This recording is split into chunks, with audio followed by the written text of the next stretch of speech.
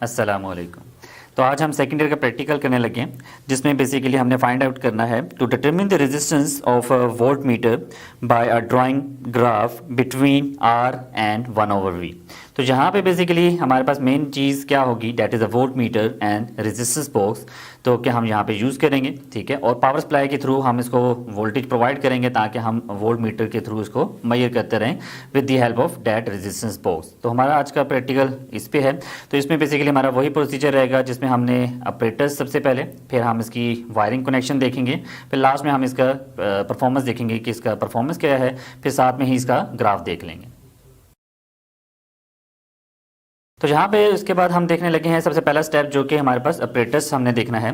तो ऑपरेटर्स में हमारे पास सबसे पहले रेजिस्टेंस बॉक्स, ठीक है, जिसमें हम इस की को बार बार निकाल सकते हैं और रेजिस्टेंस वेरी कर सकते हैं, 1 ओम 2 ओम फिर 200 100, ठीक है, हम वेरी कर सकते हैं। इसी तरह हमारे पास कनेक्टिंग वायर्स हैं, ठीक है, जो कि आपके सामने नज़र आ रही हैं। फिर हमारे पास एक वोल्ट मीटर है जिसके ऊपर वोल्ट वी लिखा होता है, that is a volt meter, और इसकी जो आप देख सकते हैं 0 पे ही होना चाहिए, ठीक है। दूसरी चीज़ हमारे पास यहाँ पे यूज़ की जा रही है that is the power supply, और पावर सप्लाई हम वेरिएबल पावर सप्लाई कर रहे हैं, ठीक है, ताकि हम डिफरेंट वैल्यू को डिफरेंट वोल्टेज के हिसाब से मेजर कर सकें। 3 वोल्ट 4.5 है, फिर 5 वोल्ट है, 9 वोल्ट है, ठीक है, 12 वोल्ट है, इस तरह वेरी कर सकते हैं हम इसके वोल्टेज को थ्रू डेट नॉब। तो हम इसको ऑन करेंगे, उसके बाद कनेक्ट करेंगे। तो अब हम इसकी वायरिंग देखेंगे, हम वायर कैसे कनेक्ट करने लगे हैं। तो सबसे पहले हम यहाँ से ब्लैक वायर कनेक्ट कर लेते हैं।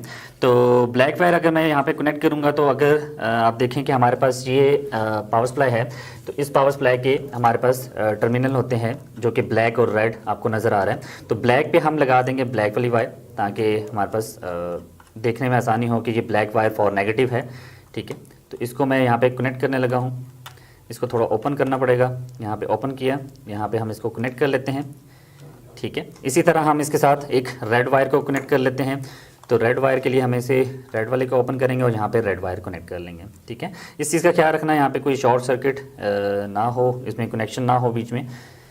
इसको हमने यहाँ पे कनेक्ट कर दिया, हमारे पास 2 वायर्स आ गई फ्रॉम दिस पावर सप्लाई, आप देख सकते हैं।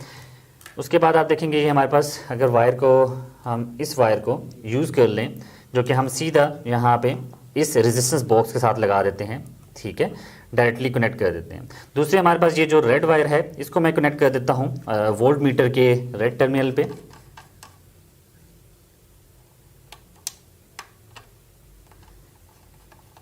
यहाँ पे मैंने इसको टाइटली कनेक्ट कर दिया। उसके बाद हमारे पास एक और वायर हमें यूज़ करनी पड़ेगी, जो कि हम यहाँ पे यूज़ करेंगे, इस ब्लैक टर्मिनल से लगाएंगे इसके दूसरा टर्मिनल, यहाँ पे कनेक्ट करेंगे, और इसका दूसरा टर्मिनल हम कनेक्ट कर लेंगे बेसिकली इस रेजिस्टेंस बॉक्स के साथ। तो हमारे पास ये पूरा इसका कनेक्शन मैंने आपको समझा दिया, जिसमें हमारे पास ये ब्लैक वायर कनेक्ट हो रही है इस रेजिस्टेंस बॉक्स के साथ। ये रेजिस्टेंस बॉक्स फिर आगे पूरा कनेक्शन है इसके साथ, इस वायर के साथ जो कि रेड आपको नज़र आ रही है, ये रेड वायर फिर इस वोल्ट मीटर के साथ। उसके बाद इस वोल्ट मीटर के अंदर से हमारे पास प्रोसीजर होके इस रेड वायर में से फिर दोबारा पॉजिटिव सप्लाई के साथ लग जाती है। तो इसके बाद हमने वायर कनेक्शन के बाद हमने परफॉर्मेंस देखनी है, ठीक है। तो परफॉर्मेंस में हमने सबसे पहले क्या चेक करना होगा, पावर सप्लाई को ऑन करना पड़ेगा। तो यहाँ पे सबसे पहले हम पावर सप्लाई को ऑन कर देते हैं। तो जैसे ही मैं पावर सप्लाई को ऑन करता हूँ तो यहाँ पे सबसे मिनिमम जो यहाँ पे लिखा हुआ था डेट इज़ 3 वोल्ट, तो यहाँ पे आपके पास वोल्ट मीटर पे भी 3 वोल्ट यहाँ पे आ जाता है। तो यहाँ पे आप इसकी रेंज देखेंगे तो ये 2.5 से 5 के दरमियान में यहाँ पे 3 अप्रोक्सीमेटली यहाँ पे बन जाता है। मैं जैसे जैसे इसका यहाँ पे आपके पास इंक्रीज़ करूँगा इसके वोल्टेज को, ठीक है, पावर सप्लाई के, तो हमारे पास आप देख रहे हैं कि इस वोल्ट मीटर पे भी इसकी रीडिंग इंक्रीज़ होती जा रही है। फिर मैं और इंक्रीज़ करूँगा तो हमारे पास और इंक्रीज़ हो रही है, ठीक है, इस तरह मैं इंक्रीज़ कर सकता हूँ। तो अभी मैं फ़िलहाल यहाँ पे रखता हूँ। तो आप देख सकते हैं कि हमारे पास ये रेजिस्टेंस बॉक्स हमने कनेक्ट किया था, ठीक है। इस रेजिस्टेंस बॉक्स की मदद से हम क्या करेंगे, वोल्टेज देखेंगे।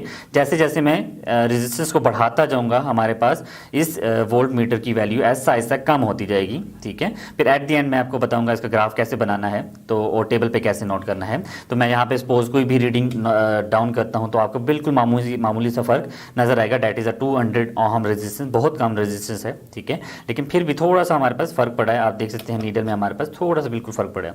लेकिन अगर मैं इसको प्लेस करता हूँ यहाँ पे 1000 की निकालूंगा तो आपको ज़्यादा फ़र्क यहाँ पे नज़र आ रहा होगा, ठीक है। तो आपने ऑपरेटर्स को देखने के लिए कि ये चल भी रहा है कि नहीं, तो आप इन्फिनिटी रेजिस्टेंस जो कि सबसे एंड पे रेजिस्टेंस होती है उसको रिमूव करेंगे, ये टोटली ज़ीरो हो जाएगा क्योंकि एक इनफाइनाइट रेजिस्टेंस वहाँ पे फ्लो कर रही है, जिसका मतलब क्या हुआ कि there is no voltage drop at that point. तो वहाँ पे आप देख सकते हैं कि हम कोई भी वोल्टेज वहाँ पे फ्लो नहीं कर सकेगा, ठीक है। तो यहाँ पे अगर मैं रेजिस्टेंस की वैल्यू बढ़ाता जाऊँगा, यहाँ पे 1000 हमने कर ली, ठीक है।